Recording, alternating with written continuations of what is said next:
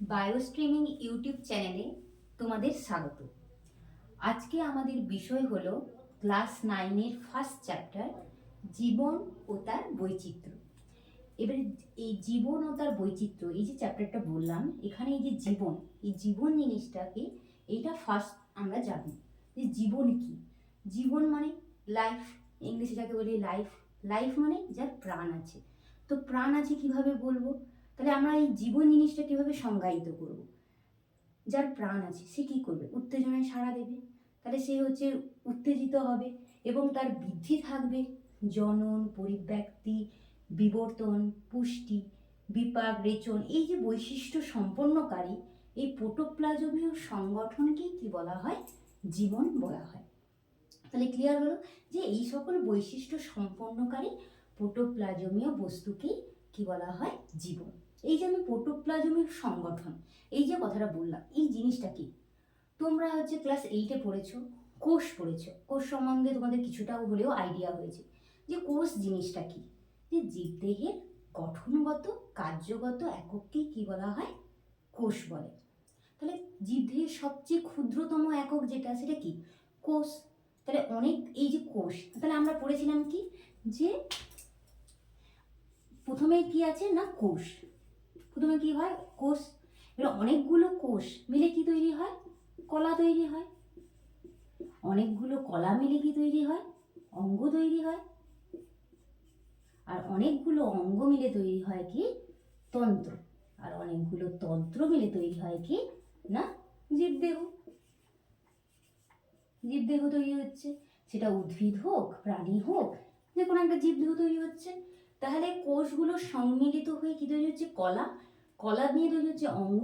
অনেকগুলো অঙ্গ নিয়ে তন্ত্র, যেমন সংবহন তন্ত্র, রেচন তন্ত্র, পুষ্টিক তন্ত্র, এরকম বিভিন্ন তন্ত্র নিয়ে তৈরি হচ্ছে কি? জীবদেহ।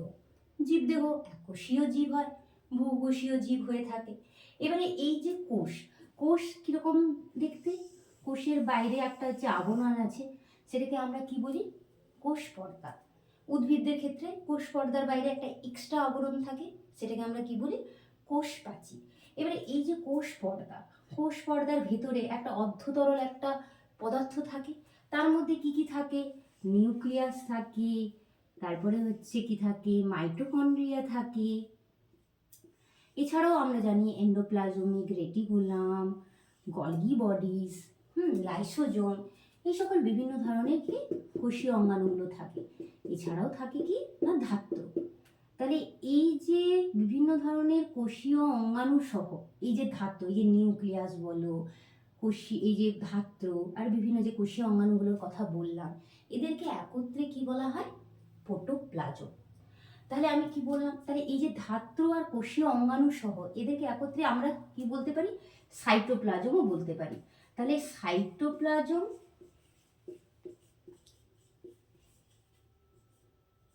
সাইটোপ্লাজম প্লাস হচ্ছে কি?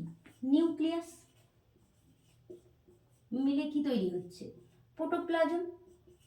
এবারে এই যে প্রোটোপ্লাজম, এই যে অর্ধতরল যে পদার্থ, তার মধ্যে যে বিভিন্ন কোষীয় অঙ্গাণুগুলো আছে, এরা কাজ করছে বলেই একটা হচ্ছে জীবন বেঁচে আছে। যেমন হচ্ছে কি মাইটোকন্ড্রিয়ার কাজ কি? শক্তি উৎপাদন করা। নিউক্লিয়াসের মধ্যে যে নিউক্লিয় জালিকা আছে, এর কাজ কি? বংশগতির ধারাকে বহন করে নিয়ে যাওয়া। আর ইয়ার আমরা যে এন্ডোপ্লাজমিক রেটিকুলাম পড়েছিলাম, ফ্যাট সংশ্লেষ করছে বা গলগি বডিজ ক্ষরণে সাহায্য করছে। এরকম বিভিন্ন ধরনের বিভিন্ন কাজ বিভিন্ন কোষীয় অঙ্গাণু করে থাকে। তাহলে এরা কাজ করছে বলেই আমাদের কোষগুলো জীবিত আছে, আর কোষ জীবিত আছে বলেই একটা জীবন গড়ে উঠেছে। কারণ প্রথম ক্ষুদ্রতম একক হচ্ছে কোষ। তাহলে এই কোষের মধ্যে থাকে কি না প্রোটোপ্লাজম। এটাই হচ্ছে সেই, তাই জন্য আমরা কি বলতে পারি যে জীবনের ভৌত ভিত্তি কি? কোষ। বোঝা গেল? এরপরে আমরা আসবো পরের টপিক, যেটা হচ্ছে কি? বৃদ্ধি।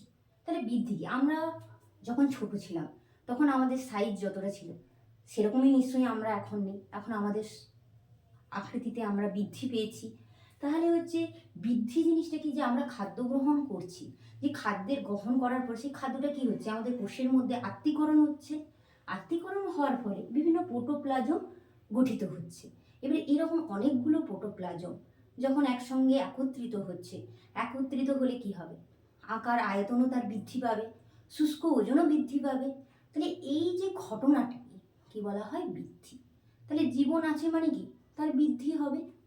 তারপরে পড়বো কি না উত্তেজিতা। তাহলে উত্তেজিতা জিনিসটা কি না উত্তেজিতা মানে যে আমরা জানি যে পরিবেশে বিভিন্ন উদ্দীপক আছে, যেমন আলো বলো, তাপ বলো, বিভিন্ন ধরনের উদ্দীপক, স্পর্শ, এরকম বিভিন্ন উদ্দীপক আছে। তাহলে এই উদ্দীপকের প্রভাবে সাড়া দেওয়ার যে প্রবণতা বা সাড়া দেওয়ার যে ক্ষমতা, তাকেই কি বলা হয়? উত্তেজিতা। তাহলে জীব মানে উত্তেজনায় সাড়া দেবে। যেমন আমরা কোথাও যদি আলো পড়ে আমরা সঙ্গে সঙ্গে চোখ বন্ধ করে নিই, বা কোথাও যদি আমার তাপ লাগে আমরা হাতটা সরিয়ে নিই। তার মানে কি? আমরা উত্তেজনায় সাড়া দিচ্ছি। তাহলে এক্ষেত্রে এরকম যে কোনো জীব, শুধু মানুষ নয়, যে কোনো জীব যার প্রাণ আছে, সে কি করবে? সেই জায়গা থেকে সরে আসতে থাকবে, সে কষ্ট জায়গা বা সেই উদ্দীপনায় সে সাড়া দেবে। তাই সেটাকেই আমরা কি বলছি? উত্তেজিতা। এরপরের টপিক জনন, বা যেটাকে আমরা বলছি রিপ্রোডাকশন। তাহলে জনন জিনিসটা কি? জনন মানে হচ্ছে কোনো একটা জীব কি করে? তার নিজের অনুরূপ আকৃতি আর বৈশিষ্ট্য সম্পন্ন কি করে? অপত্য জীব সৃষ্টি করে। তাহলে জীব যেমন মানুষ, মানুষ কি করবে? সে নিশ্চয়ই মানুষের বাচ্চা মানুষ হবে, নিশ্চয়ই অন্য কোনো প্রাণী হবে না। তাহলে জনন হলো সেটাই, যে প্রক্রিয়া জীব কি করছে? নিজের সমান আকৃতি এবং সমান বৈশিষ্ট্য সম্পন্ন অপত্য জীব সৃষ্টি করছে। এর ফলে কি হচ্ছে? বংশগতির ধারাটা বজায় থাকছে এবং প্রজাতির অস্তিত্বও বজায় থাকছে। তাকেই আমরা কি বলছি? উত্তেজিতা। এবারে তাকে আমরা কি বলছি? জনন। তাহলে আমি কি বললাম? যে প্রজাতির হচ্ছে কি হচ্ছে?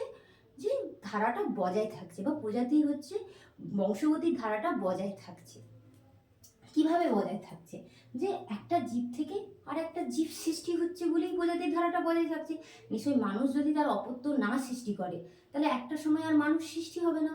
তখন মানুষ যে প্রজাতি, সেটা কি হবে? পরে পরে পরে আর থাকবে না, অবলুপ্ত হয়ে যাবে। তাহলে জননের মাধ্যমে কি হয়? বংশগতির ধারাটা কি হয়? বজায় থাকে। ক্লিয়ার হয়েছে সবার? এর পরের টপিক যেটা, সেটা কি? পরিব্যক্তি। পরিব্যক্তি জিনিসটা কি? তো আমরা তো এখানে পড়লাম নিউক্লিয়াস।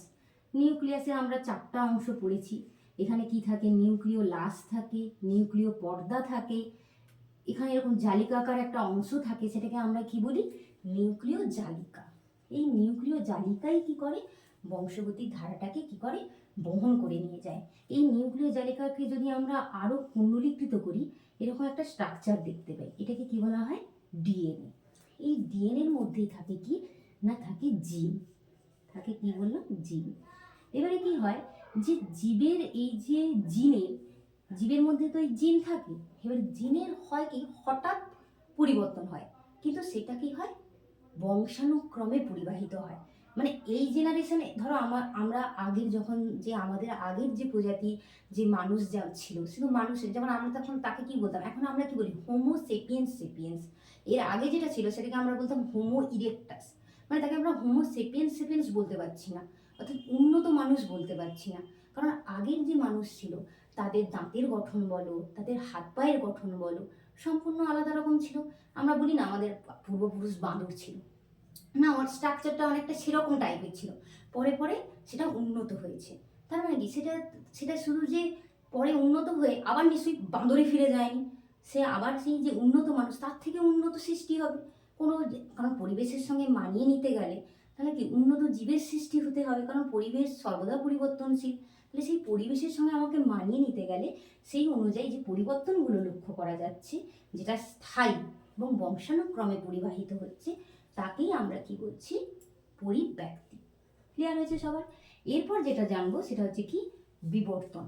বিবর্তন জিনিসটা কি না? বিবর্তন হচ্ছে এটাই, যে আমরা যখন প্রথমে কিরকম ছিলাম? সরলতম জীব, সেখান থেকে জটিলতম জীবের সৃষ্টি হচ্ছে। কিন্তু এই পরিবর্তনটা কিন্তু ধীরভাবে হয়, খুব মন্থর গতিতে হয়, ধারাবাহিক প্রক্রিয়ার মাধ্যমে ঘটে। তাহলে আর সেটা কি? জিনগত পরিবর্তন। মানে বিবর্তনটা অনেকটা পরিব্যক্তির সঙ্গেই সম্পর্কযুক্ত। পরিব্যক্তির ফলেই তো একটা বিবর্তন এসছে।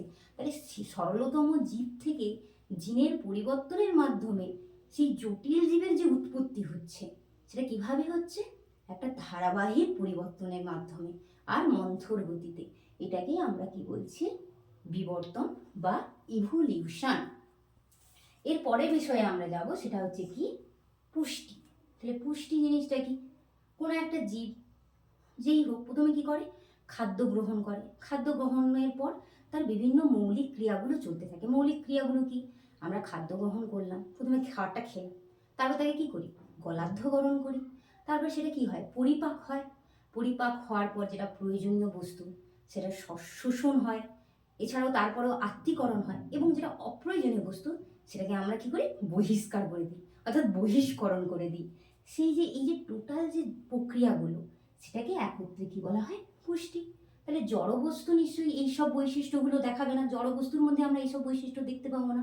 যার জীবন আছে বা যার প্রাণ আছে, যে জীব, তার মধ্যেই আমরা এই সকল বৈশিষ্ট্যগুলো লক্ষ্য করব। তাহলে সেটা হচ্ছে কি, পুষ্টি। এরপরে হচ্ছে কি, বিপাক। এবারে ধরো আমরা কোনো একটা খাদ্য করি, সেগুলো কি, জটিল খাদ্যবস্তু গ্রহণ করি, যে খাদ্যগুলো খাই আমরা সেগুলো কি, জটিল খাদ্যবস্তু।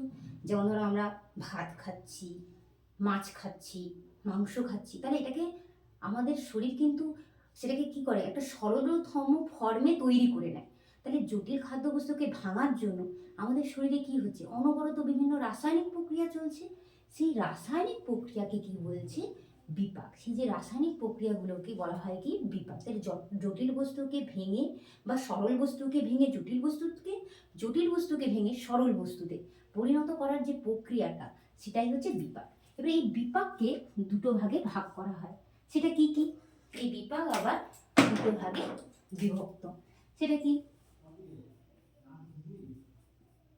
বিপাক একটা হচ্ছে কি, উপচিতি বিপাক, উপচিতি, আর একটা কি না, অপচিতি। তাহলে আমি বললাম কি, যে বিপাক মানে যেখানে অনবরত রাসায়নিক বিক্রিয়া ঘটছে। কোনো ক্ষেত্রে কি হচ্ছে, যে সরল বস্তুগুলো যুক্ত হয়ে জটিল বস্তুর সৃষ্টি হচ্ছে, আবার কোনো ক্ষেত্রে কি হচ্ছে, জটিল বস্তু ভেঙে সরল বস্তু উৎপন্ন হচ্ছে।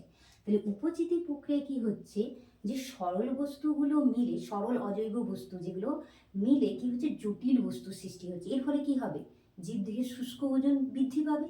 সেটাকে আমরা কি বলছি, উপচিতি বিপাক। এরকম একটা উদাহরণ কি হবে বলতো, এরকম একটা উদাহরণ যেমন হবে সালোক সংশ্লেষ। তাহলে সালোক সংশ্লেষ কাকে বলে, আমরা পড়েছিলাম কি, যে মাটি থেকে কি হচ্ছে, খনিজ লবণ আর জল শোষিত হচ্ছে, পরিবেশ থেকে কার্বন ডাই অক্সাইড গ্রহণ করছে, করে সবুজ উদ্ভিদ কি করছে, তার পাতায় কি করছে, সূর্যালোকের উপস্থিতিতে কি তৈরি করছে, খাদ্য তৈরি করছে। সেই খাদ্যটা কি, শর্করা জাতীয় খাদ্য, তার জটিল খাদ্য।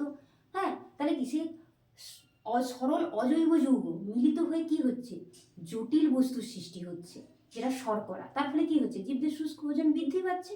তাই জন্য এটাকে আমরা কি বলছি, উপচিতি বিপাক। তাহলে যে বিপাকের ফলে জীবদেহের শুষ্ক ওজন বৃদ্ধি পায় তাকে আমরা বলবো উপচিতি বিপাক, আর যে বিপাকের ফলে জীবদেহের শুষ্ক ওজন হ্রাস তাকে আমরা বলবো অপচিতি। তার একটা উদাহরণ আমরা জানি, সেটা যেমন হচ্ছে রেচন।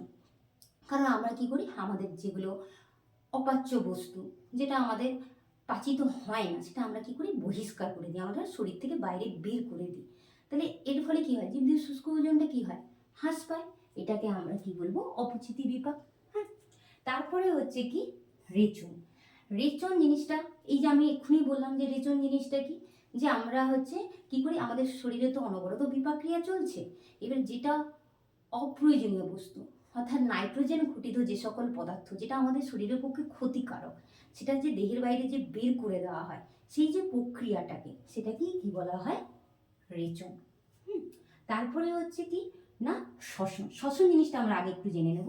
শ্বসন জিনিসটা কি না, শ্বসন হচ্ছে এই যে আমরা খাবার খাওয়ার ফলে সেই খাদ্যটা আমাদের শরীরে কি হচ্ছে, স্থৈতিক শক্তিরূপে সমৃদ্ধ থাকছে।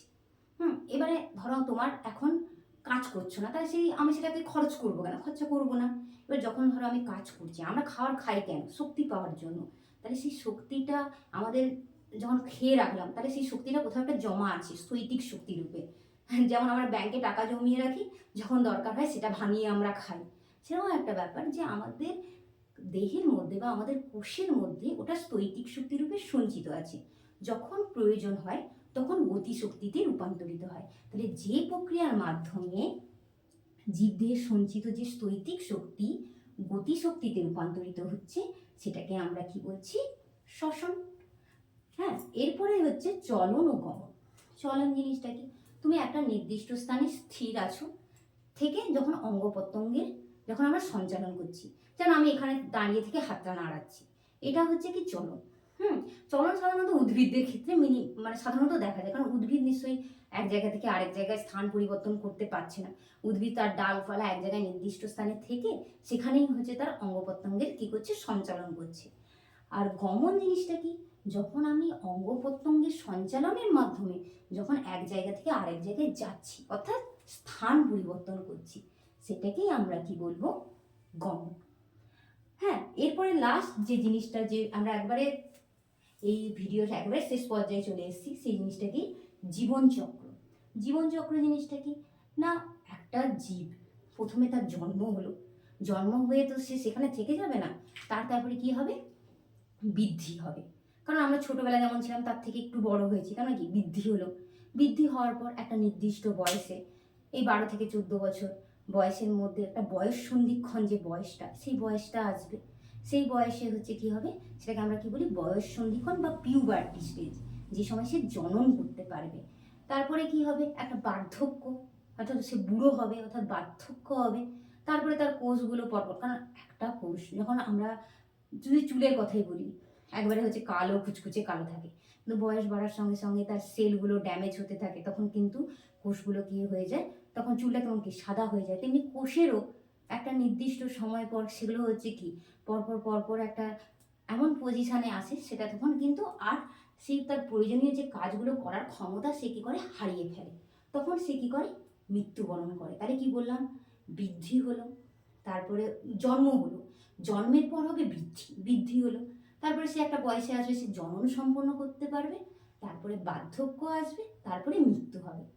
তারপরে আবার একটা তার যে নতুন অপত্য দিয়ে গেছে তার ক্ষেত্রেও সেই ঘটনা ঘটবে। তাহলে এই যে আবর্তনটা, এটা কি পর্যায়ক্রমিকভাবে ঘটে। তাহলে এই পর্যায়ক্রমিক ঘটনাটাকেই কি বলা হয়, জীবন চক্র। তাহলে আজকের এই পর্যন্ত এই টপিকটা, এখান থেকে কি কি কোশ্চেন হতে পারে সেগুলো একটু আমি তোমাদের বলে দিচ্ছি, সেগুলো একটু শুনে নাও। যেমন এখানে আমাদের পড়তে হবে উপচিতি অপচিতি বিপাকের পার্থক্য কি, চলন গমনের পার্থক্য, জীব জ্বরের পার্থক্য, এগুলোর আলাদা আলাদা করে প্রত্যেকটা সংজ্ঞা, হ্যাঁ, এবং জীবন কি, জীবনের বৈশিষ্ট্য কি, এগুলো পড়লে মোটামুটি এই জীবন সম্বন্ধে আমাদের আইডিয়াটা পুরো ক্লিয়ার হয়ে যাবে।